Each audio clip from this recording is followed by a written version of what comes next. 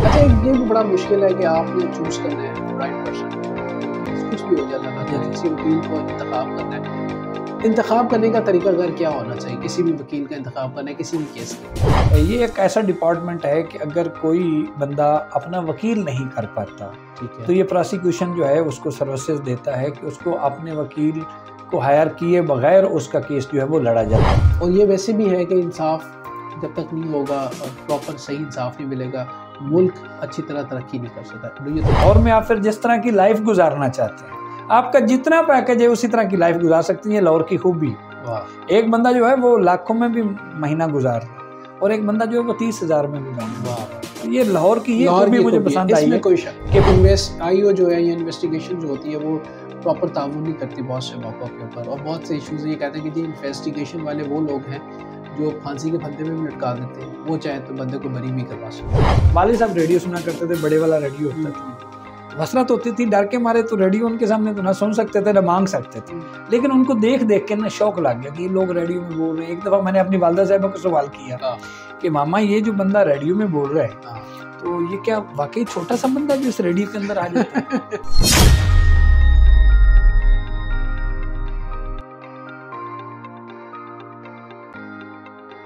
बिस्मिल्लाहिर्रहमानिर्रहीम, अस्सलाम वालेकुम पाकिस्तान। फरहान खान पॉडकास्ट में आपको खुशामदीद कहते हैं।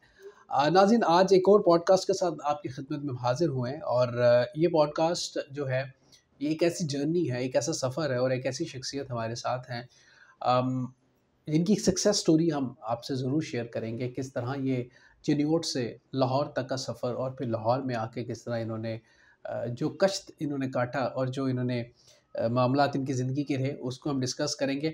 आपको बताते चलिए, मेरे बड़े प्यारे दोस्त हैं और दिल के बड़े करीब हैं, इनसे हमारा बड़ा मोहब्बत का रिश्ता है।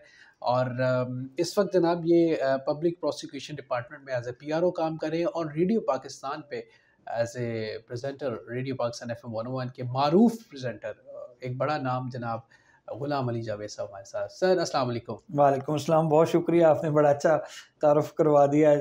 इतना बड़ा तारुफ नहीं था जितना आपने करवा दिया। नहीं, तारुफ आपका बहुत शुक्रिया। तारुफ आपने मदू किया, मैं इस पे आपका शुक्रगुजार हूँ।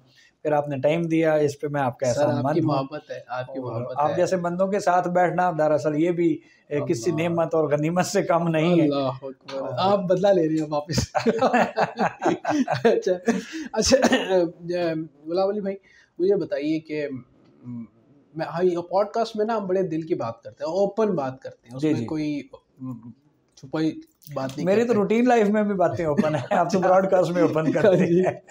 अच्छा, हम आपके रेडियो के सफ़र की बात कर रहे हैं, लेकिन उससे पहले आप जब हमारे पास आ रहे थे, मैं एक चीज़ ये सोच रहा था कि एक सरकारी ओहदे पे बंदा काम कर रहा हो, और ख़ास तौर पे हमारे यहाँ हम देखते हैं कि मतलब क्लर्क लेवल का बंदा भी होता है तो एक बड़े शाहाना अंदाज से बड़ी बड़ी गाड़ियों में बड़े बड़े मामला उसके होते हैं। लेकिन आपका ज़िंदगी का स्टाइल इतना सादा, अल्लाह ने ओहदा भी अच्छा दिया, लेकिन उसके बावजूद आप एक मोटरसाइकिल पे हमारे पास आए हैं। तो आपका दिल नहीं उठता इस मामले में, कुछ रंज नहीं होता कि यार मैं क्यों ऐसे, मेरे इर्द गिर्द के लोग बड़ी बड़ी गाड़ियों में और मैं मोटरसाइकिल पे फिर रहा हूँ? एक तो ये कि आज आते हुए मुझे ये कतन फील नहीं हुआ कि मैं बाइक पे जा रहा हूँ आपके पास, इतनी बड़ी शख्सियत के पास, ये मुझे नहीं महसूस हुआ बिल्कुल। लेकिन कुछ मौक़ों पे मुझे महसूस होता है, वो ऐसे कि जैसे कभी किसी के फंक्शन पे गए और वहाँ पर मेरे कुलीग्स मौजूद हैं या मेरे जो सबऑर्डिनेट हैं वो मौजूद हैं, तो वो जब गाड़ियों से उतर रहे हैं और मैं बाइक को अगर वायर लॉक लगा रहा हूँ तो उस वक्त थोड़ा सा होता है। लेकिन मैं अल्लाह का शुक्र अदा करता हूँ कि मुझे अल्लाह पाक ने जिस जगह पे रखा है, जैसे रखा है, शायद मैं उनसे ज़्यादा सेटिस्फाई और मेरी लाइफ जो है उनसे ज़्यादा पुरसकून है, तो वहाँ पे मैं खुश हो जाता हूँ। मुझे कभी ऐसा महसूस नहीं। आप देखते हैं कि किसी फंक्शन में जाए, आपके सबऑर्डिनेट्स जो हैं वो सबऑर्डिनेट मेरे साथ ही वो होते हैं, उतर रहे होते हैं, वो गाड़ियों से उतर रहे हैं, बड़ी बड़ी गाड़ियों से उतर रहे हैं और आप अपनी मोटर बाइक का लॉक लगा रहे हैं, फिर उसके बाद कैफियत क्या होती है? जब थोड़ा सा मुड़ता हूँ तो उनसे मिलते हुए दिल में खिंच तो पड़ती है कि ये क्या हो रहा है। लेकिन जी बिल्कुल ऐसे ही है। लेकिन मैं बहुत ज़्यादा सेटिस्फाई होता हूँ कि मुझे अल्लाह पाक ने जहाँ रखा मैं ठीक हूँ, मेरी लाइफ में सुकून बढ़ा है। क्या बात। तो वो गाड़ी वाड़ी तो खैर अब भी कोई इशू नहीं है गाड़ी का, मतलब गाड़ी बनाना या गाड़ी को उस तरह मसला नहीं है, लेकिन ये महसूस ज़रूर होता है कि ये मेरे सबऑर्डिनेट हैं। क्या बात है। और इनका और मेरे पैकेज का ये फ़र्क है और लाइफस्टाइल क्या है। फातिन आज़ाद, ये हमारे मुल्क के वो फ़ख्र हैं, वो चेहरा है, वो ब्राइट हमारे मुल्क के ये शख्सियात हैं। हकीकत में हमारे मुल्क को इन लोगों की ज़रूरत है, ऐसे ऑनेस्ट ईमानदार लोगों की ज़रूरत है। अच्छा, मैं कोई आपके ऊपर, आप मेरे सामने इस वजह से नहीं बात कर रहा कि आपसे जब भी मिलते हैं, आपको जब देखते हैं, आपकी आंखों के अंदर जो एक सुकून नज़र आता है जी जी। और एक जो तमानत नज़र आती है, और ख़ास तौर पे शायद उसकी एक बड़ी रीज़न यही है कि आप जिस तरह कमा रहे हैं इस महकमे में रहते हुए, जी सर। सरकारी महकमे में रहते हुए, जी जी। उसकी जो लज्जत है ना, वो आपके चेहरे पे आया है।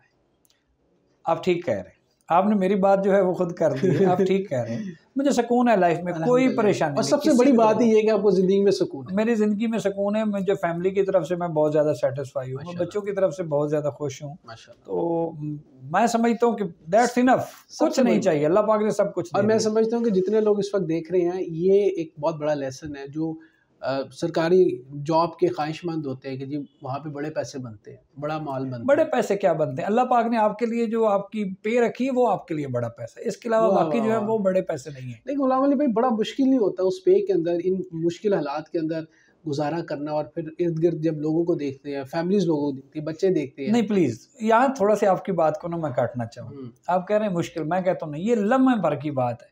आपने अपने माइंड को समझाना है, अपने दिल को बताना है कि नहीं ऐसे नहीं ठीक, ऐसे ठीक है।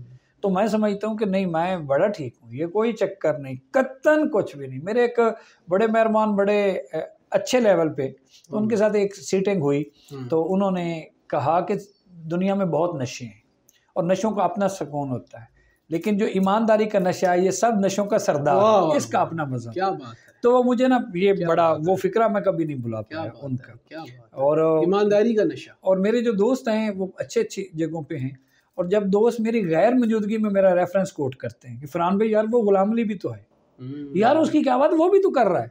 जब ये बात मुझे कोई थर्ड पर्सन बताता है या कभी कहीं डिस्कस हो रही होती है, तो फिर मैं समझता हूँ कि नहीं, मुझे ये मेरे दोस्तों में या मेरे कोलीग्स में या मेरे सबऑर्डिनेट्स में से मेरी पीठ पीछे वो कि मेरे साथ एग्री नहीं कर रहा होगा या मेरी शख्सियत के वो खिलाफ होगा मेरे नजरिए के, लेकिन मेरी पीठ पीछे यही कहता है कि वेरी गुड। क्या बात। हाँ, तो ये मैं समझता हूँ मैंने ये कमाई कर ली। कमाई तो है कि दुश्मन भी तारीफ करे, जो आपसे नाराज है वो भी तारीफ करे, वो मानते हैं, पीठ पीछे भी मानते हैं, उनको पता है ना। तो बस उस वक्त मेरी सारी थकावट खत्म हो गई। लेकिन सर, सिस्टम में रहते हुए ईमानदारी से चलना बड़ा मुश्किल नहीं होता है? मुश्किल होता है, लेकिन बहुत सारे लोग जो है ना वो अच्छे आपको मिलते हैं। जब ईमानदार लोग आपको अच्छे मिलते हैं, वो आपका क्रेडिट होता है, फिर आपका वो पूरा टेनोर जो है वो अच्छा गुजर जाता है। और जब आपके नजरिए के खिलाफ कोई बंदा आता है तो फिर आपकी शख्सियत को बड़ा डी वैल्यू किया जाता है, लेकिन वो कुछ दिनों की बात होती है, अल्टीमेटली हक ही होता है। क्या बात है, सच सच सच। क्या बात है। हमारा ना बेसिकली सिस्टम, चूँकि निज़ाम इस तरह का है, चीज़ें हैं कि आप ये जहाद है एक किस्म का, इस सिस्टम में रहते हुए ईमानदारी के साथ चलना और ईमानदारी का अलम बुलंद करते हुए चलना, इट्स क्वाइट डिफिकल्ट। मैंने किसी से ये सुना है कि इबादत के ना 100 दर्जे हैं, जिसमें से 90 दर्जा जो है ना वो हलाल रिस्क में है। जिस बंदे का रिस्क हलाल है तो 90% तो वो उसको ले गया ना, उसने कलेक्ट कर लिया। बाकी चीज़ें आ गई हकूकुल इबाद, हकूकुल्लाह और लोगों के साथ आपका अखलाक बर्ताव। तो मैं अखलाक में भी आप मुझे समझते हैं कि नहीं, कुछ नहीं। अच्छा, जब सिस्टम को देखते हैं वैसे, चूँकि आप बताइए कि तकलीफ होती है, कुर्ता है दिल के यार, बहुत ज़्यादा लम्हा ये मुश्किल पेश आती है कि हम इस बंदे को हार्ड कर रहे हैं, इस बंदे का काम रोक रहा है, या ये जलील हो रहा है, ये चक्कर लगा रहा है, इसका काम 10 मिनट में होना था 10 दिनों में क्यों हो रहा है। ये तकलीफ जहाँ हम होते हैं वहाँ भी महसूस होती है, और जब कभी किसी के साथ जाना पड़ जाता है कहीं, या अपने काम के लिए किसी भी जगह पे हम पहुँच गए, तो वहाँ अपने साथ जो होता है वो तो होता है, जब लोगों को ऑब्जर्व किया जाता है तो और ज़्यादा तकलीफ होती है। ये नहीं होना चाहिए। अच्छा, ये जो पब्लिक प्रोसिक्यूशन डिपार्टमेंट है, एग्जैक्टली ये करता है क्या, इसका काम क्या है? ये बड़ा अच्छा डिपार्टमेंट है और आपने बड़ा अच्छा सवाल किया। ये मुतारिफ हुआ है 2006 में। ठीक है। ये एक ऐसा डिपार्टमेंट है कि अगर कोई बंदा अपना वकील नहीं कर पाता, ठीक है, तो ये प्रोसिक्यूशन जो है उसको सर्विसेज देता है कि उसको अपने वकील को हायर किए बगैर उसका केस जो है वो लड़ा जाता है। अच्छा। लेकिन ये फौजदारी केसेस में है, यानी कि जिसमें आपको पुलिस गिरफ्तार करती है, आपके खिलाफ FIR होती है। थोड़ा सा प्रोसिक्यूशन को बताता जाऊँ कि ये ऐसे है कि प्रोसिक्यूशन डिपार्टमेंट का हर ऑफिसर जो है वो हर कोर्ट में मौजूद है, क्रिमिनल कोर्ट में। ओके। वो जमानत की हद तक है, वो ट्रायल की हद तक है, तो प्रोसिक्यूटर ने मौजूद होना है। ठीक है। दोनों मुद्दई के और मुल्ज़िम के वकील जो हैं वो अपने आर्गू करते हैं, और प्रोसिक्यूटर जो होता है वो जज को असिस्ट कर रहा होता है, कोर्ट को असिस्ट कर रहा होता है। ठीक है, असल हक़ाइक़ फिर प्रोसिक्यूटर ने बताने होते हैं कि ठीक है, ठीक है, अच्छा ठीक है। और ये कोई भी बंदा आप लोगों को मतलब आप लोगों की सर्विसेज ले सकता है अगर किसी के इश्यूज हैं, किसी की प्रॉब्लम है, मुद्दई है या मुल्ज़िम है, अगर वो खुद नहीं कर पाता तो वो प्रोसिक्यूशन से तो आप लोगों से रब्ता करने का तरीका कार क्या होता है? मेरे ख्याल में बहुत से लोगों को इस बात का नहीं पता। ये आप ठीक करें, पूरे पंजाब में हर ज़िले में प्रोसिक्यूशन का ऑफिस मौजूद है। ठीक है। हर जो फौजदारी कोर्ट है उसमें प्रोसिक्यूटर मौजूद है। ठीक है। और हर सेशन कोर्ट के अंदर या हर तहसील के अंदर प्रोसिक्यूशन का ऑफिस मौजूद है। ठीक है। और जो लोग इन केसेस में पढ़ते हैं, अल्लाह ना करे, अल्लाह बुरे वक़्त से बचाए, तो उनको ऑटोमेटिकली प्रोसिक्यूशन का पता चल जाता है। क्योंकि जब पुलिस ने किसी की एफआईआर की तो एफआईआर करने के बाद अगर उसका वो मुल्ज़िम का रिमांड ले रहे हैं तो तब भी वो प्रोसिक्यूशन के पास आ रहे हैं। ठीक है। अगर उसका वो चालान पेश कर रहे हैं तो चालान भी प्रोसिक्यूशन के पास आ रहे हैं। ठीक है। अब यहाँ आप चालान से मुराद वो ना समझिएगा जो ट्रैफिक वाले करते हैं। चालान से मुराद जो है एक फाइल जो किसी बंदे की तैयार होती है उसको चालान बोला जाता है। ठीक है। अब वो चालान जब तैयार हो जाता है, इन्वेस्टिगेशन मुकम्मल हो जाती है किसी की, तो वो पूरे एविडेंस के साथ एक फाइल तैयार होकर प्रोसिक्यूशन के पास आती है। ठीक है, वो हर बंदे की आती है, हर उस बंदे की जिसके खिलाफ वो केस हुआ है। ऑलराइट।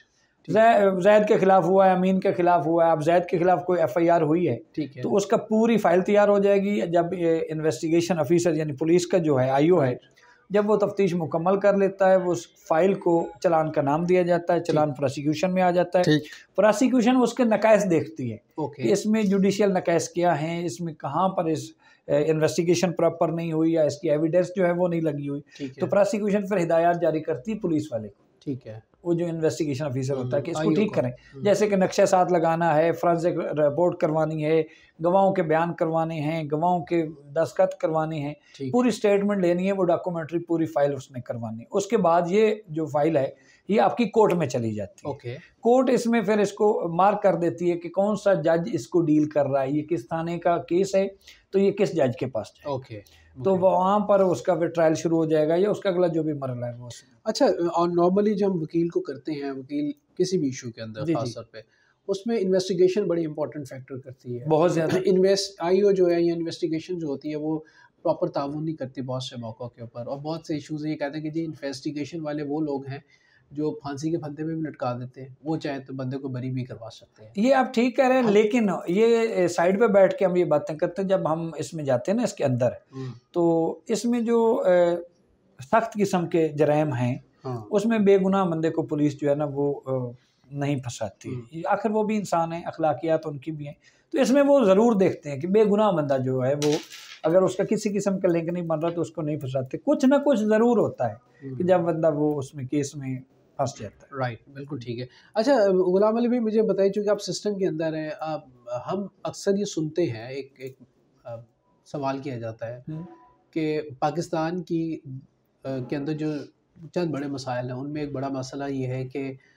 हमारा जो जुडिशरी सिस्टम है इसके अंदर बड़े फ्लॉज हैं, बड़े सुकम हैं, बड़े इश्यूज़ हैं, बड़े प्रॉब्लम है, जिसकी वजह से पाकिस्तान और ये वैसे भी है कि इंसाफ जब तक नहीं होगा और प्रॉपर सही इंसाफ नहीं मिलेगा, मुल्क अच्छी तरह तरक्की नहीं कर सकता। Do you think? जी, आप ठीक कह रहे हैं। इसमें प्रॉपर जवाब तो जो है वो तो जुडिशियल सिस्टम वाले जो है ना वो दे सकते हैं। ठीक है, लेकिन एज एक शहरी पाकिस्तान का जो मैं ऑब्जर्व करता हूँ, तो इसमें नकाइस बहुत ज़्यादा मौजूद होते हैं जिसमें जुडिशरी का कोई कसूर नहीं होता।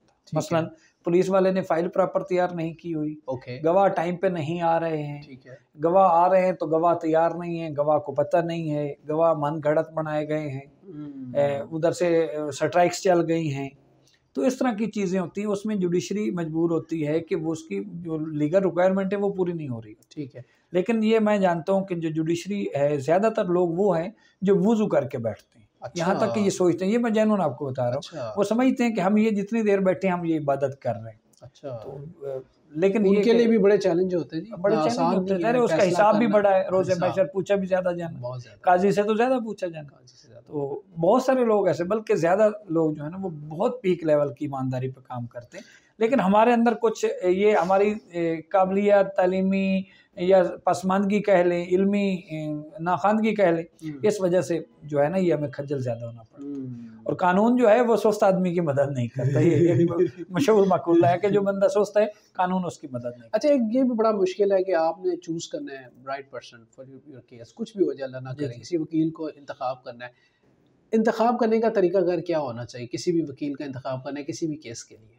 देखो, मेरा अगर सर्विस मैटर है, या मैं इसकी आम एक मिसाल देता हूँ, मेरी दाढ़ को दर्द है, ठीक है, तो मैं मेडिसन वाले के पास चला जाऊँ, वो फील्ड तो ठीक नहीं है, वो डेंटिस्ट तो नहीं है, मैंने उसके पास नहीं जाना। ठीक है।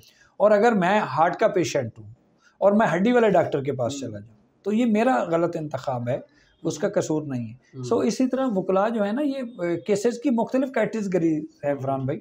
सिविल मैटर अलग गए, ज़मीनों के अलग गए, ख़ानदानी मसले अलग गए, फौजदारी अलग गए, तो फिर उसमें एक्सपर्टीज होती है। एक आम बंदे को तो नहीं पता ना कि ये एक्सपर्ट इसके बाद वकील सभी, जैसे हम डॉक्टर के पास जाते हैं तो हम पूछ के जाते हैं ना कि कौन सा डॉक्टर जो है वो बेहतर है इसके। इसी तरह वकला साहबान जो हैं वो भी एक्सपर्ट बैठे हैं, और कुछ ऐसे वकला हैं कि जो तमाम तर केसेस में अपने वो फाइट कर रहे होते हैं। ठीक है।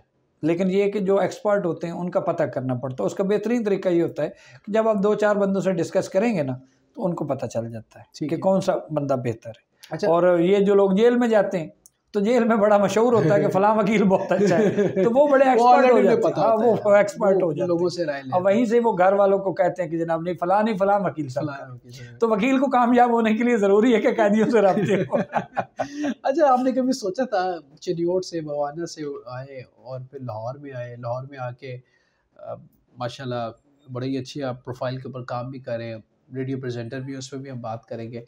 कभी जहन में कोई ये सब चीज़ें थी, प्लान था, फ्यूचर प्लानिंग इस तरह? नहीं, बिल्कुल नहीं। अपनी लाइफ का पता कि मैंने क्या बनना, हमारा तो फोकस होता था सारा दिन क्रिकेट खेलने पे। अच्छा।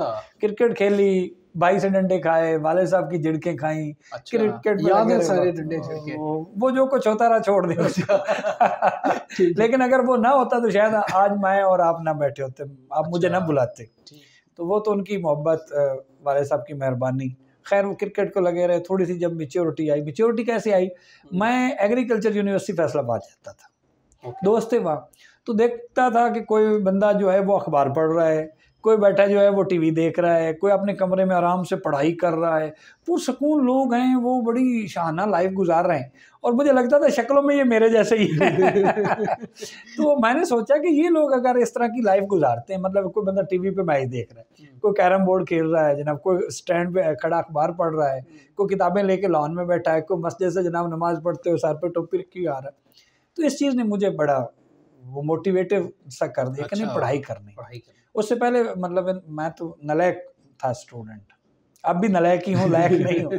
तो वो फिर एक जज्बा सा बना। फिर बहाउद्दीन ज़करिया यूनिवर्सिटी से मैंने मास्टर किया, लॉ किया, यहाँ लाहौर आके LLM किया माशाल्लाह। तो काफ़ी सारी डिग्रियों की कमी अब नहीं रही। अच्छा, और कौन कौन सी डिग्री आपके पास? मैं MA अरबी हूँ। MA अरबी भी है? हाँ, यूनिवर्सिटी का पोजीशन होल्डर हूँ बहाउद्दीन ज़करिया यूनिवर्सिटी का। LLB हूँ, MA इस्लामियात हूँ, LLM लाहौर में आके किया माशाल्लाह। तो अल्लाह पाक ने पोस्ट भी अच्छी दी हुई है, अल्लाह पाक ने रिज़्क भी बड़ा सोना प्यारा और ज़रूरत का दिया हुआ माशाल्लाह जी। अल्लाह ताला आपको मज़ीद तरक्कियां अता फरमाए। वहाँ से फिर जॉब हुई इधर लाहौर में, तो फिर हम लाहौर आए। फिर आप लाहौर क्यों रह? लाहौर के अब तो लाहौर के रहे। लाहौर क्यों रह? लाहौर की मोहब्बत है जी, लाहौर अपने अंदर संभाल लेता है। लाहौर जो है ना, अगर कोई संभलने वाला इंसान हो तो उसको संभाल लेता है। और लाहौर में आप फिर जिस तरह की लाइफ गुजारना चाहते हैं, आपका जितना पैकेज है उसी तरह की लाइफ गुजार सकते हैं। ये लाहौर की खूबी है। एक बंदा जो है वो लाखों में भी महीना गुजार रहा है, और एक बंदा जो है वो 30,000 में भी महीना गुजार रहा है। तो ये लाहौर की ये खूबी मुझे पसंद आई है कि पहनने में, खाने में आप जिस तरह का पसंद करें वैसा आप कर सकते हैं और आप जिंदगी चला सकते हैं। बिल्कुल, लाहौर समो लेता है इंसान, लाहौर समो लेता है। अच्छा गुलाम अली भाई, मैं अपने देखने वालों को बताता चलूँ, रेडियो के ऊपर मैं अगर कुछ लोगों को सुनता हूँ, दिल करे कभी, तो उनमें गुलाम अली भाई, मेरी जबलियाँ भी आप सुनते हैं। इनको सुनने का बड़ा मज़ा आता है। बड़ा मीठा बोलते हैं, बड़ा प्यारा बोलते हैं, और जब ये बोलते हैं दिल करता है ये बोलते रहे, इनको सुनते रहे। अच्छा, फिर मज़े की बात है, आप उर्दू में भी करते हैं रेडियो प्रोग्राम, आप अपनी लोकल लैंग्वेज में भी करते हैं, उसकी बड़ी लिसनरशिप है। सवाल एक है, लोग पूछते हैं, हमसे भी पूछते हैं, आपसे पूछते होंगे कि रेडियो का भी कोई मुस्तकबिल है? अभी भी लोग सुनते हैं रेडियो? रेडियो का मुस्तकबिल क्या, मैं समझता हूँ कि अगर इन फ्यूचर जो है रेडियो ही है।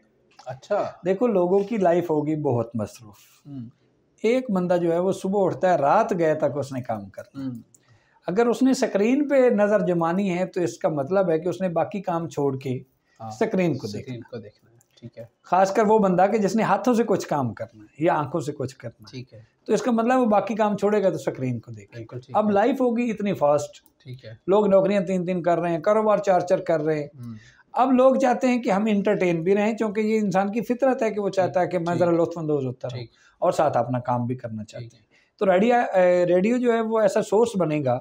देखो इसमें हैंड फ्री लगाया हुआ, मैं आ रहा था, मैंने कानों में हैंड फ्री लगाया तो मैं आ रहा था, मुझे तो कोई रोकना टोकना। अब स्क्रीन तो मैं नहीं कहीं देख सकता ना, हाँ, या उस तरह का हाँ, मेरे लिए तो रिस्की लाइफ है। ठीक है, तो सो इंसान जितने ज़्यादा मसरूफ़ हो गए या होते जा रहे हैं, रेडियो की डिमांड जो इतनी ज़्यादा होती जा रही या हो के रहेगी। ठीक है। और आगे वेब रेडियो जो है, जैसे हाँ, कि रेडियो ने मॉडर्नाइज हो गया थोड़ा सा, हाँ। सोशल मीडिया पे भी आ गया है, वो भी। मोबाइल में जब से एक्सेस आई है हाँ, बहुत अच्छा हो गया। अब लोग जो इजीली मोबाइल में सुन सकते हैं, हाँ, गाड़ियों में सुन सकते हैं। एफएम बड़ा जो है वो छा जी, गया। जी, सुना जाता है बहुत ज़्यादा। और अच्छा, रेडियो की जो एक नशा है, इसको हम ये कह सकते हैं जी कि जी आप अगर ब्रॉडकास्टर हैं तो आप इसके बगैर रह नहीं सकते। आपका जी, दिल करता है भाई प्रोग्राम करना है, किसी ना ये दिन है। मशगला है ना। So how was your journey? आपका आगाज़ कैसे हुआ? कोई आप अचानक से रेडियो में आ गए, नहीं कोई थोड़ी नहीं नहीं मुश्किलात नहीं काटी नहीं कि नहीं, बस ये ऑडिशन हुआ और आप रेडियो ये स्टार्ट मेरा कर दिल दिया? का सवाल है जो आपने मेरे से कर लिया। अच्छा, मुश्किलात काटी आपने इसमें? नहीं, मैं बताता हूँ।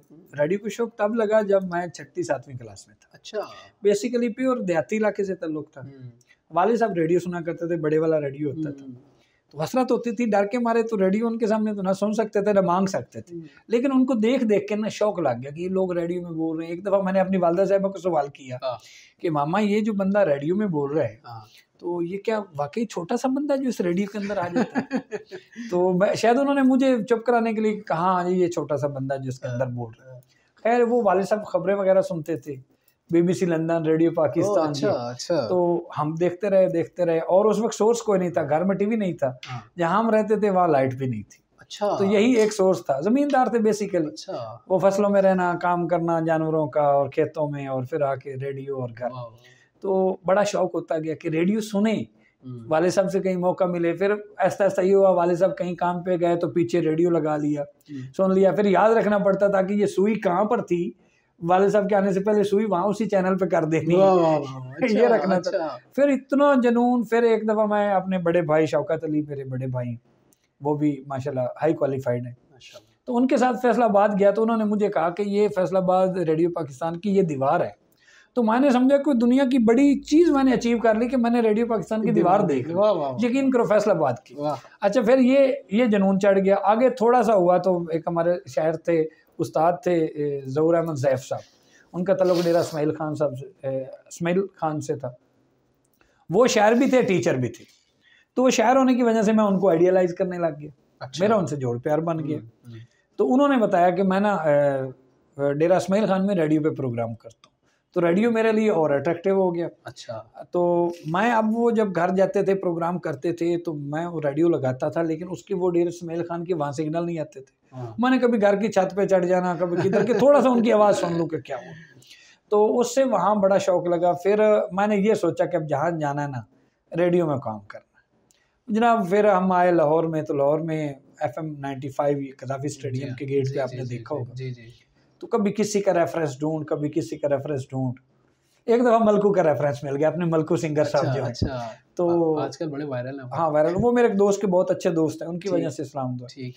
तो मलकू ने, एक हमारे दोस्त थे, उनके दोस्त थे, उन्होंने उनको रेफ़र किया। तो उन्होंने मुझे जो प्रोटोकॉल दिया ना, उस प्रोटोकॉल ने फिर मुझे रेडियो से नहीं हटने दिया। कि जब मैं गया तो रेडियो के गेट पे एक बंदा मेरा वेट कर रहा था। अच्छा। कि आप आ रहे हैं। वो असल इनफैक्ट वो प्रोटोकॉल तो अपने दोस्त को देना चाह रहे थे, लेकिन मेरे लिए वो पुरकशिश हो गया। वो मुझे ले गए अंदर, उन्होंने वो सिस्टम दिखाया। तो पहली दफ़ा मैंने देखा कि ये रेडियो कैसे होता है। उस पर 2-3 दफ़ा एडिशन दिया तो कामयाब नहीं हुआ। अच्छा, पहले एडिशन में तो ऐसा था कि AC चल रहा था, एडिशन हो रहा था और मेरे पसीने जो है वो छूटे हुए थे, मेरे से नहीं बोला जा रहा। 2-3 दफ़ा उन्होंने मुझे मौका दिया तो मैं फंसा उसमें, मेरे से ना हो सका। फिर कुछ अरसे बाद फिर एडिशन हुए। फिर उस एडिशन में उन्होंने मुझे कंबाइन एक दोस्त के साथ बिठाया। कुछ अर्सा चला, उसके बाद उन्होंने, वो मेरे जो सीनियर थे, उनका प्रोग्राम ख़त्म किया, साथ मेरा भी ख़त्म हो गया। फिर उसके बाद मैंने एडिशन दिया रेडियो पाकिस्तान FM तो आपका तो बार-बार दिल टूटा होगा।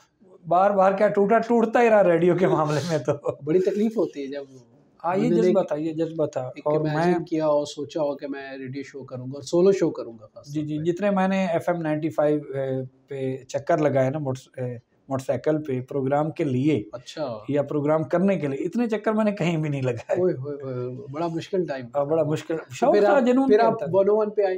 101 पे आए, इधर भी प्रोसेस से गुजरना पड़ा। अच्छा, 2-3 चक्की से गुजरे? पूरी चक्की ये से नहीं कि गुजरे। आसानी से आपको नहीं ये नहीं मिल नहीं, गया? इधर भी हुआ, पहली दफ़ा कहा गया कि आपका जो स्टाइल है ये तो जो ज़राई प्रोग्राम करते हैं ना वो वाला है, ये नहीं है। मीडियम वेव का। हाँ, आप ले आए ज़रा कोई चंचल सा प्रोग्राम ले आए, करके आए, रिकॉर्डिंग करके ले आए, रिकॉर्डिंग करके ले आए, फिर आया कि जी उसके वो जो कहते हैं नोट्स बना के ले आए, आउटलाइंस बना के ले आए कि आप प्रोग्राम किस तरह का करेंगे।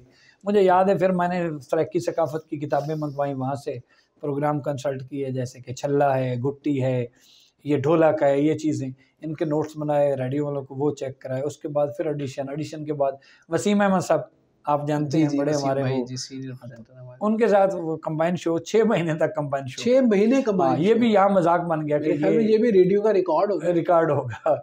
अच्छा, उसके बाद फिर सोलो शो किया, तो वक्त के साथ साथ पता चला कि रेडियो क्या चीज़ होती है। फिर उसमें मेरा जुनून जो है उसने मुझे फेमस किया, और मेरे ख्याल में ये जुनून ही है जो आपको माशाल्लाह बामो। अच्छा, जब फैंस कॉल करते हैं या फैंस आपसे कहते हैं यार आपको रेडियो सुनते हैं, दिल करता रेडियो को भी सुने और आपको वैसे भी आपसे बात करें, तो आपका क्या रिस्पॉन्स होता है उस वक्त, खासतौर पे ख़वातीन जब कॉल करती है?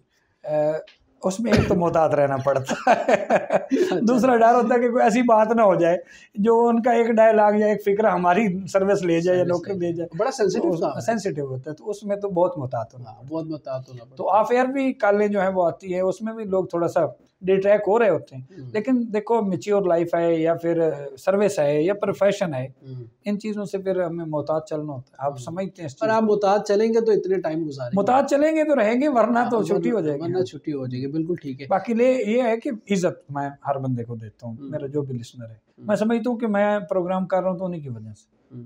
बेशक, इसमें कोई शक नहीं है। अच्छा, जो रेडियो प्रेजेंटर होता है वो उसने मल्टीपल काम करने होते हैं एक वक्त में। जी जी। जो सबसे इम्पोर्टेंट काम ये है कि उसने बोलना है जी। और बोलने में आपके जहन में क्या होता है जब आप जा रहे होते हैं, पूरा प्लान करके जाते हैं टॉपिक को, कि वहाँ बैठते हैं, माइक्रोफोन सामने आ गया तो फिर अपने आप बातें आ जाती हैं? नहीं, स्केच तो बनाना होता है, माइंड बनाना होता है कि आज के प्रोग्राम में हम ये करेंगे, लेकिन ये कि फिर जब बोलना शुरू किया फिर बात से बात निकलती। ये तो रटी रटाई बात वाला बंदा प्रेजेंटर नहीं बन सकता। बात को किताबें सामने रख के प्रोग्राम करने वाला जो बंदा है वो अच्छा प्रेजेंटर नहीं हो बहुत सकता। प्रेजेंटर वो है कि जिसने बात में से बात जोड़ी और ऐसी बात जोड़ी कि लिसनर को उसने चैनल नहीं चेंज करने दिया। प्रेजेंटर ने अगर लिसनर को चैनल चेंज करने का मौका दे दिया तो वो फ्लॉप हो गया। अब ये आप पे डिपेंड करता है कि हर तरह का लिसनर आपको सुन रहा है, आप कौन सी ऐसी बात कर रहे हैं कि जो उसको लिंक रखेगा। तो फिर वो लोगों के मिजाज, वक्त की ज़रूरत, उसको मद्देनज़र रखते हुए अल्फाज बंदा अच्छा बोलता रहे तो फिर लिसनर नहीं जाता। सर बहुत बहुत शुक्रिया आपका। कोई पैगाम देना चाहेंगे देखने वालों के लिए और सुनने वालों के लिए? असल में पैगाम तो बहुत होते हैं, लेकिन आपके स्टूडियो से मैं 2 बातों का फ़ायदा उठाना चाहूँगा। एक तो ये है कि आप अपनी लाइफ के साथ सिंसियर हो जाएं और ईमानदारी का दामन जो है वो ना छोड़ें, अल्लाह पाक मदद करेगा। सर बहुत बहुत शुक्रिया। आपका शुक्रिया सर, आपने मौका दिया, टाइम दिया, स्टूडियो में मुझे बर्दाश्त किया। ये आपका एहसान है। बड़ा अच्छा लगा आपसे। Thank you so much. Thank you so much जनाब। गुलाम अली जावेद साहब हमारे साथ है, मारूफ ब्रॉडकास्टर, और आज आपने इनकी बात सुनी, इनके सफ़र, इनकी जर्नी। अभी बहुत सी बातें जो है ना हमारी रह गई, इंशाल्लाह इनको फिर हम मदू करेंगे और मज़ीद गुफ्तगू करेंगे और इनसे सीखने की मज़ीद कोशिश करेंगे। इसी नोट के साथ अपना बहुत सा ख्याल रखिएगा। अपने मेज़बान फरहान खान को दीजिएगा इजाज़त। अल्लाह निगहबान। पाकिस्तान जिंदाबाद।